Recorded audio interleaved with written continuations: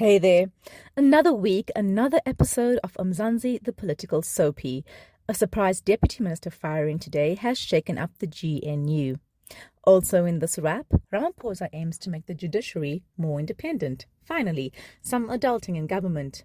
Home Affairs is taking on the banks, and Malusi Gigaba is attempting to block his ex from airing their dirty laundry on a TV show. Meanwhile, the deputy president is, well, being the deputy president. Globally, Israel and Iran are still at it. Scientists are cooking up ways to create synthetic human DNA. And New York may soon have a mayor with Cape Town links. Plus, a new study says ChatGPT could be making your brain a bit mushy. So let's dive into these stories and more, brought to you by myself, Verashni Pillay, and the Explained Akirza team. First up in your national briefs, the judiciary will become a fully independent branch of government. On Friday, Ramaphosa announced plans to free the judiciary from the Department of Justice's control over its operations, similar to Parliament's structure. This follows a landmark meeting between Ramaphosa, Chief Justice Maya, and ministers earlier this month. A joint committee will finalize the plan within 6 weeks. Advocates say this means faster court processes, reduced backlogs, and bolstered public trust. Meanwhile, it's Time Bank versus Home Affairs Minister Leon Schreiber over verification fees. Schreiber says the previous 15 cents per check led to overuse and a 50% failure rate. From next month, it will cost 10 Rand in peak hours and 1 Rand off peak. Time Bank's boss pushed back in a aggressive open letter on Tuesday, saying banks would pass the costs on to customers. Schreiber clapped back, accusing the bank of profiteering, and he may win this fight. Capitec, which is South Africa's biggest retail bank by customers, came out on Wednesday backing the minister and agreeing with him. In political news, the MK party lost its fourth attempt to get election data, which it already had. The MKP basically argued that the IEC did not help them download files sent via WeTransfer. You can't make this up. Now, the Electoral Court judge ruling in this matter, Lebogang Modiba, dismissed the case on Tuesday, reminding NKP it had been given all the records long ago.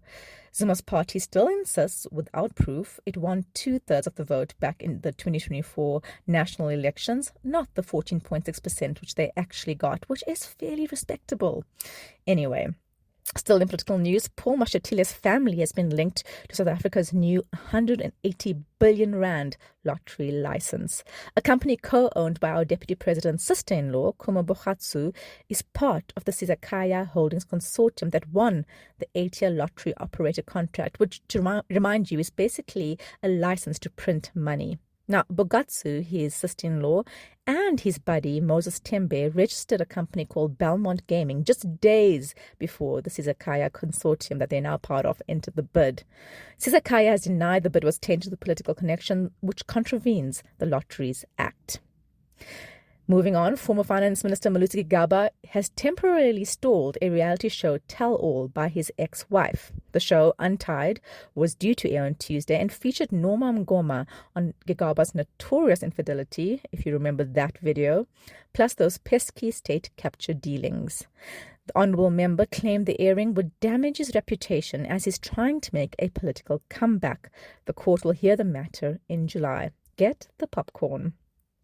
Moving on to your international stories, an MIT study shows ChatGPT erodes critical thinking skills. Students were hooked up to measuring devices, given varying levels of tech access, and tasked with writing essays over several months. The group featuring ChatGPT users showed the lowest brain engagement, becoming lazier over the months of the study.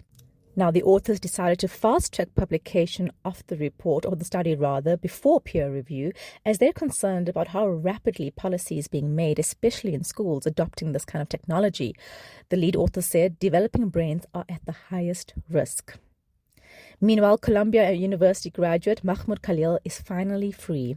In March, plainclothes U.S. immigration agents arrested the U.S. permanent resident without a warrant in front of his heavily pregnant wife. The video capturing it was really alarming. They claimed his pro-Palestinian campus activities undermined U.S. foreign policy. His 104-day detention, which saw him miss the birth of his son, sparked protests. Released on Friday after a judge deemed his detention unconstitutional, Khalil vows to keep advocating for Palestinian rights. In football, a sweltering heat wave and sparse crowds are casting a shadow over the revamped FIFA Club Cup in Miami. Borussia Dortmund's coach warned of searing mid-afternoon conditions, while UK football correspondent Richard Jolly asked if fans see the tournament as a must-watch or just a pre-season warm-up. Meanwhile, South Africa's Mamelodi Sundowns bowed out proudly after holding Brazil's Fluminense to a draw, pocketing a tidy 228 million rand. Knockouts start this weekend. Back to Palestine, we're keeping an eye on the ongoing slaughter of its people, given that the Iran news, more on this later, might push it off the agenda. The latest, at least 78 people in Gaza have been killed in Israeli attacks since yesterday morning. 8 sites have become deadly zones, with reports of people given just 20-minute windows to collect food before shootings begin. Diplomatic talks to end the war are reportedly intensifying, with Qatar involved, with Trump claiming that great progress is being made. Let's see if that is to be believed. And finally, in international news, a synthetic human genome project wants to build human DNA from scratch. Backed by £10 million from the Wellcome Trust, they want to better understand how genes function and develop disease treatments, the BBC reported yesterday. Critics worry this could lead to designer babies, weaponized biology, or even synthetic humans with murky rights. Wellcome insists a program will tackle ethics head on. We heard that before with AI, and it hasn't worked out so well. In your longer stories, more about that axed deputy minister. Earlier today, a breaking news story hinted at a potential cabinet reshuffle by President Cyril Ramaphosa. The news suggested that the president would dismiss at least one deputy minister from the DA. Well, folks, we now know that there isn't a reshuffle plan, but that Andrew Whitfield, Deputy Minister of Trade, Industry and Competition, has been let go from his position in what is looking like a targeted firing. Whitfield is a member of the DA, which is a member of the Government of National Unity. Presidency spokesperson Vincent Magwenya stated that the president had fired Whitfield in terms of Section 93(1) of the Constitution, which governs the hiring and firing of deputy ministers by the president.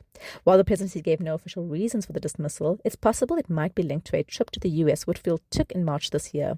In his capacity as DA provincial leader for the Eastern Cape and federal executive member, Whitfield and DA's national spokesperson on foreign affairs, Emma Powell, took a week-long trip to Washington to mend fences with the Trump administration.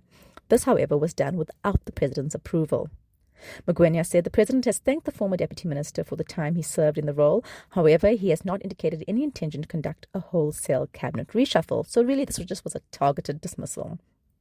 In response to Ramaphosa's decision, DA Federal Council chairperson Helen Ziller called for an urgent federal executive meeting on Thursday to discuss the move. When asked why he was fired, Whitfield replied, "Good question. Only the president can answer that." Initially, it was believed that the reshuffle, which the presidency has now denied, was fueled by the ongoing drama with Higher Education and Training Minister Nombuhle Nkabane's controversial appointments of chairs to the Sector Education and Training Authority boards, which we told you about previously. Now, Whitfield's axing comes a year after the formation of the GNU, and a highly placed source told the Citizen that Whitfield's firing had rattled DA MPs, with many seen walking in and out of council meetings. The firing couldn't have come at a worse time for the Department of Trade, Industry and Competition, the DTIC, as it's battling allegations of awarding the contentious 8-year lottery operator contract to a company linked to Deputy President Paul Mashatile, as we just told you. It's also alleged that Whitfield and DTIC Minister Parks Tau have a strained relationship. Will the GNU hold this time? The DA will meet later on Thursday to discuss the issue. We'll be watching this developing story and keeping you updated. In international news, we discuss Donald Trump's dangerous gamble in Iran. In a move on Sunday that's shaken up decades of international diplomacy, Donald Trump has become the first U.S. president to directly bomb another country's nuclear facilities. This comes after Israel launched an attack on Israel earlier this month, including targeted assassinations of Iranian nuclear scientists and military leaders. Israeli Prime Minister Benjamin Netanyahu has claimed for decades that Iran was just about to nuke Israel out of existence.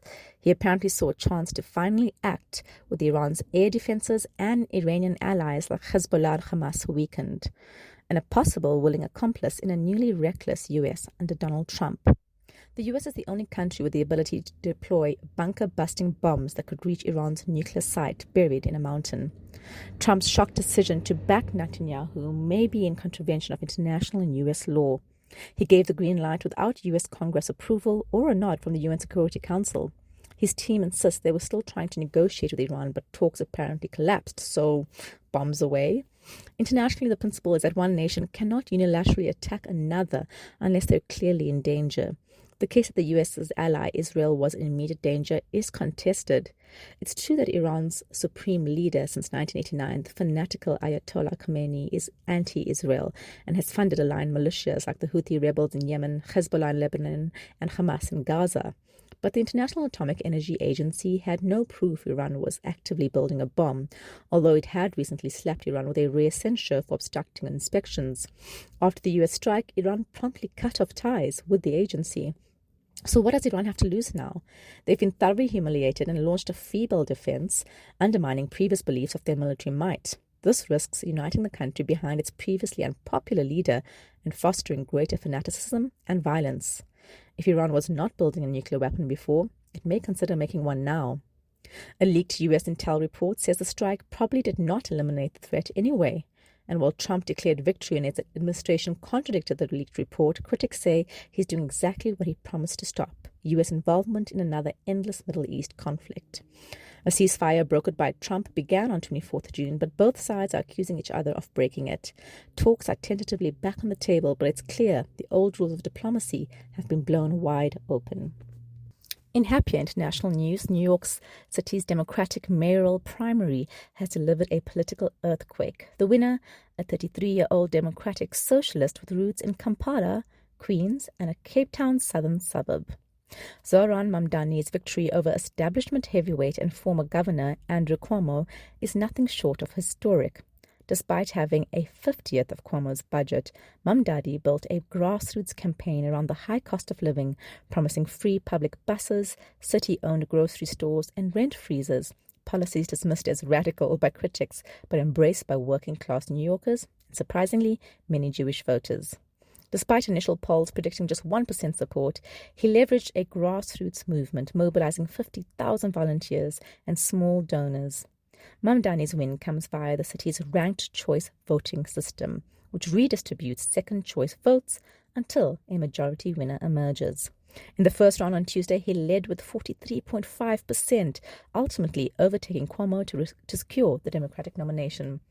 Given New York City's strong Democratic majority, Mamdani is now heavily favored to win the mayorship in November. But who is he? Born in Uganda, Mamdani spent part of his early childhood in South Africa, attending St. George's Grammar School in Marbury, while his father, academic Mahmoud Mamdani, taught at UCT.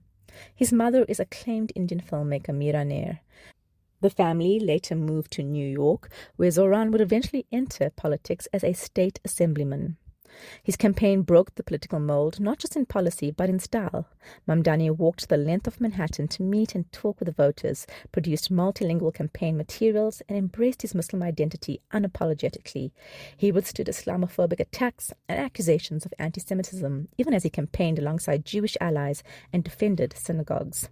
His win signals a clear rejection of the Democratic establishment, which rallied behind the scandal-plagued Cuomo. It also offers a rare moment of hope for progressives in the U.S., still reeling from the 2024 win by Trump, the first moment of hope since Obama's heady early 2000s moment. For Mamdani, the real test lies ahead. But for now, the kid from Mowbray is poised to become New York's first Muslim, millennial, and possibly most radical mayor. Finally, controversial billionaire Jeff Bezos and his fiancée Lawrence Sanchez had big plans, a fairy tale Italian wedding with more than 200 VIP guests in attendance, but locals were not having it. The couple wanted to throw a massive party this coming Saturday at a glitzy 14th century venue in the heart of Venice, the day after exchanging vows, but they were forced to change the venue after weeks of public outrage and planned protests by local activists.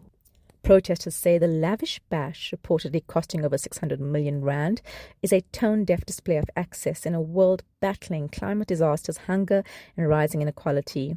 One banner in St. Mark's Square said it best: if you can rent Venice for your wedding, you can pay more tax. Boom. Fearing disruption, the Amazon founder moved the wedding celebration to a shipyard in a renovated maritime area known as the Arsenal on the outer edge of Venice. Not quite the romantic vision, but still fancy. The president of the Veneto region, where Venice is located, criticized the protests. He argued that the 90 private jets bringing guests to nearby airports would help local businesses, earning the city close to 1 billion rand. Expected guests included Kim Kardashian, Leonardo DiCaprio, and members of the Trump family. Still, the protest group No Space for Bezos declared a victory after the venue change, claiming they had managed to move one of the world's most powerful people out of the city. Greenpeace campaigner Simona Bate noted, "This isn't just a celebration of two people getting married. It's a display of a lifestyle that's simply unsustainable. The richest live in excess while others endure the consequences of a climate emergency they did not create." Bezos, whose companies are notorious for their poor treatment of workers, hopefully got the message. People are increasingly awake to the damage wrought by the world's 1%ers, and they're not having it anymore. That's it from us at The Wrap, an award-winning product of Explain.coza. Simple news products for busy people. Remember to share the love. Tell your friends to sign up at explain.coza/subscribe. Till next time, goodbye from the team.